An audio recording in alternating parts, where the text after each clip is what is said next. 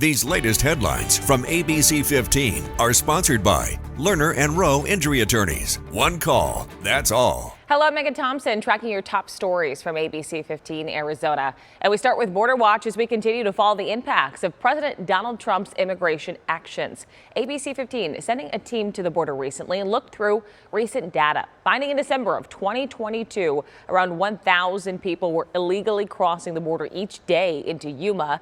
Now Border Patrol is seeing less than 10 people a day, according to the latest numbers. The city's mayor telling ABC15 he is relieved by the recent trend, but knows the city needs to prepare for more challenges ahead.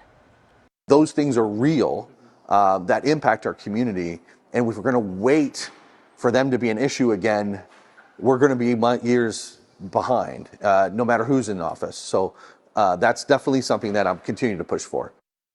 Mayor Doug Nichols did declare a local emergency due to the situation at the border in December of 2021. It is still in place, but he says he's looking at lifting it very soon. We're keeping tabs on the issues that affect you every day, and starting in July, you will be paying more when you're dining or shopping in Phoenix. The city council approving a sales tax hike Tuesday. Council members say this will tackle a budget shortfall and avoid cuts to city programs and services. The move increases the sales tax rate from 2.3% to 2.8%. Phoenix residents coming out on both sides of this decision. Stop taking money on the backs of firefighters to push your narrative in an attempt to recoup your budget shortfalls. Normally, I'm not in favor of things like tax increases, but in this case, there's just no question. You've got to be able to do it. The sales tax increase will take effect July 1st and will only apply to things like retail, restaurants, and construction contracting. You are not going to get hit on groceries, gas, or haircuts. We're right here in the month of giving at Jersey Mike's, and I'm with Jordan Olstead from Phoenix Children's. This is a really big month for you guys. It's huge. Yeah, we're so excited for this month. I mean, it raises so much money for the hospital, so we're so excited. So last year we were, north of 600,000 in terms of all the money that came in for the entire month of March. But we're really optimistic this year. Yeah. I think it's going to happen. They're really optimistic. They're thinking around 800,000 or more, so we're hoping for a record year again.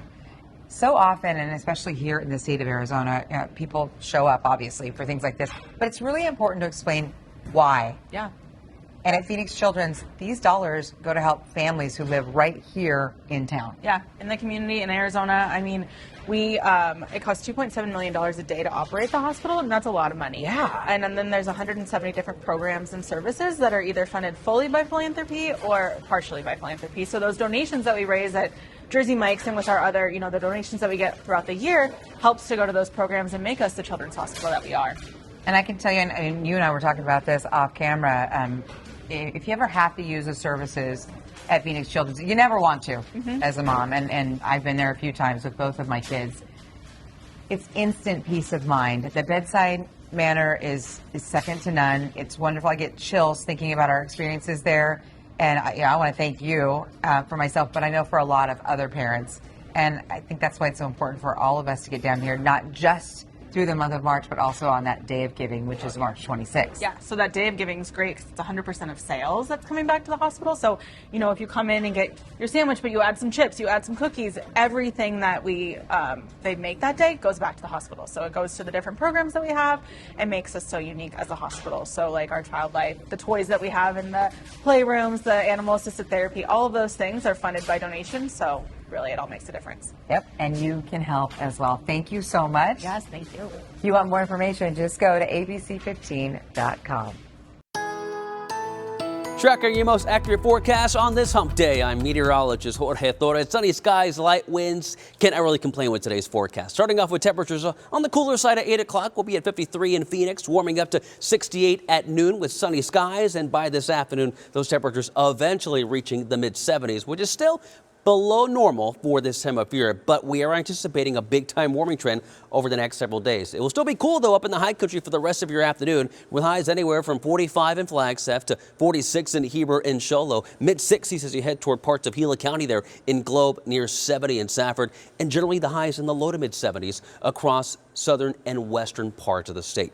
That 7-day forecast, though, showing a big-time warming trend, especially for the weekend and early next week. 98 degrees, our forecast for Tuesday in the valley. In the high country, 40s today, 50s tomorrow, and we're in the 60s by Sunday, with overnight lows staying at or below freezing. For the latest headlines, weather, and traffic, head to abc15.com, or you can download that free ABC15 mobile app. These latest headlines from ABC15 are sponsored by Lerner and Rowe Injury Attorneys. One call, that's all.